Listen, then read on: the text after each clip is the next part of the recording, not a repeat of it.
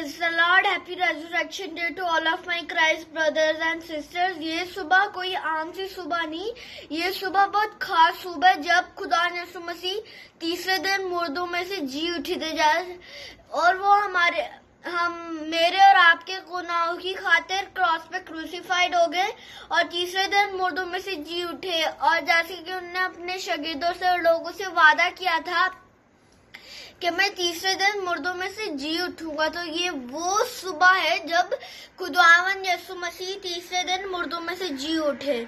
तो आइए आप सब मेरे साथ निकालिए मैथ्यू चैप्टर 28, उसकी वर्स 1 से लेके वर्स 6 तक हम लोग पढ़ेंगे। After the Sabbath Sunday morning was dawning, Mary Magdalene and other Mary went to look at the tomb. के जब सूरज निकल रहा था, जब सूरज निकल ही रहा था बहुत सुबह सुबह, जब मैरी मगदलीन और दूसरी मैरी जीसस की कब्र के पास गई, suddenly there was a violent earthquake as angel of the Lord came down from heaven, rolled the stone away and sat on it।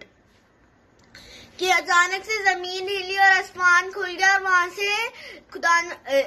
से एक फरिश्ता आया और उसने खुदा यीशु मसीह की कब्र से पत्थर हटाया।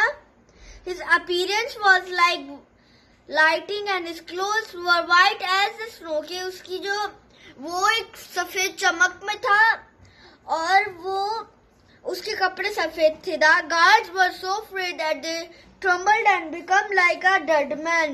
कि जो वहां पे पिलातुस ने अपने गार्ड्स रखे थे वो बेहोश हो गए। The angel spoke to the woman, "You must not be afraid," he said.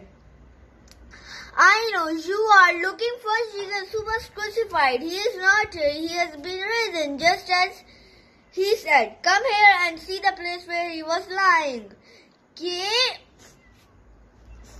कि उस एंजल ने उनसे कहा कि तुम डरो मत, मुझे पता है तुम खुदा यीशु मसीह को देखने आई हो जो क्रूसिफाइड हो गए थे। वो यहाँ पे नहीं है जैसा उन्हें तुम लोगों से पहले कहा था, वो यहाँ पे नहीं है।